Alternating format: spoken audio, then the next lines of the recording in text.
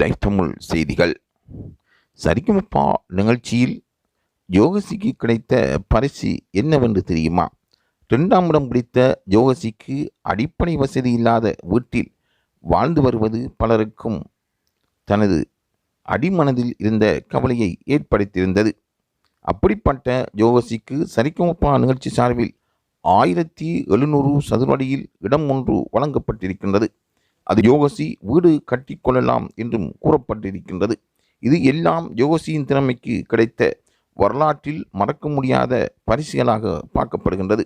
அதேபோல் ஃபைனல் நிகழ்ச்சியில் வந்த சிவகார்த்தியன், நான் நடிக்கப் போகும் படத்தின் இசை அமைப்பாளர்களிடம் உன் பெயரை சொல்லி உனக்கு பாடுவதற்கு வசதி வழங்குவதாக கூறியிருக்கின்றார். பாடல் பாட வேண்டும் என்றும் அவர் கூறியிருக்கின்றார். அதற்காக இசை அமைப்பாளர்களிடம் கூறப்போகின்றேன் என்றும் கூறி பாராட்டியிருக்கின்றார். பாடகர் ஏஆர் ரஹ்மானிடம் யோகசி பற்றி பேசுங்கள் என்றும் கூறியிருக்கின்றார்.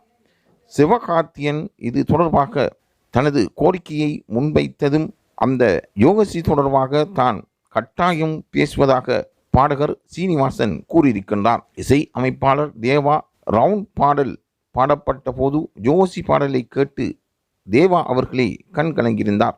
அத்தோடு யோகசி பட வாய்ப்பும் கொடுத்திருப்பதாக கூறப்படுகின்றது. யோகஸ் டைட்டில் கிடைக்கவில்லை என்றாலும் அவர் வாழ்க்கைக்கான ஒரு அங்கீகாரத்தை சரிகமபா நிகழ்ச்சி கொடுத்திருப்பது பாராட்டத்தக்கதாகும். யோகசியின் ஆசையும் பூர்த்தி செய்திருக்கின்றார்கள். சரிகமபா லிட்டிசம்ஸ் நிகழ்ச்சி பலருக்கும் வாழ்க்கையில் முன்னேற்றகரமான எதிர்காலத்தை வழங்கியிருக்கின்றது என்றால் அது மிகையாகாது. தொடர்ந்தும் இது தொடர்பான செய்திகளை பெற்றுக்கொள்வதற்கும் யோகசின் எதிர்காலத்தில் அவருக்கான உதவிகளை செய்வதற்கும் பலர் முன்வந்திருப்பதை லைவ் தமிழ் செய்திகள் பாராட்டாக தெரிவிக்கின்றன.